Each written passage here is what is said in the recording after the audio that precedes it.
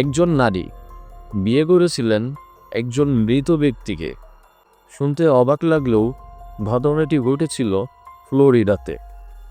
Linda নামে একটি মেয়ে চার্লস নামে একটা ছেলেকে অনেক ভালোবাসত।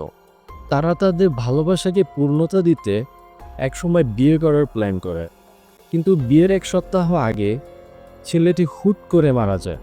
তো তখন লিন্ডা মানসিকভাবে খুব ভেঙে পড়ে, কিন্তু হঠাৎ করে সে এমন একটি সিদ্ধান্ত নেয় যা সবাইকে চমকিয়ে দেয়। আর সেটি হচ্ছে সে তার মৃত প্রেমিক চার্লসকে বিয়ে করবে। লিন্ডার এই সিদ্ধান্ত তার আত্মীয় স্বজনদের মাঝে অনেক বড় একটা ধাক্কা দেয়।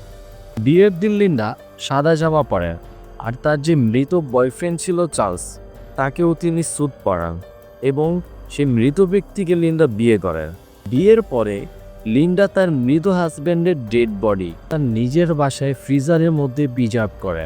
কিছুদিন পর পর লিন্ডা চার্লসের মৃতদেহকে ফ্রিজার থেকে বের করতেন এবং তার সাথে হাঁটাহাঁটি করতেন। এরপরে আবার তাকে পুনরায় ফ্রিজের মধ্যে প্রিজার্ভ করতেন। কিন্তু অবাক করা বিষয় হলো, এই মৃত ব্যক্তির সাথে বিয়ের 11 মাসের মাথায় লিন্ডা প্রকাশ করেন যে লিন্ডা প্রেগনেন্ট। এই কথা শোনার পরে আত্মীয় স্বজন, পাড়া প্রতিবেশী সবাই অবাক হয়ে যান যে মৃত ব্যক্তির সাথে ঘর করে কিভাবে লিন্ডা প্রেগনেন্ট হলে।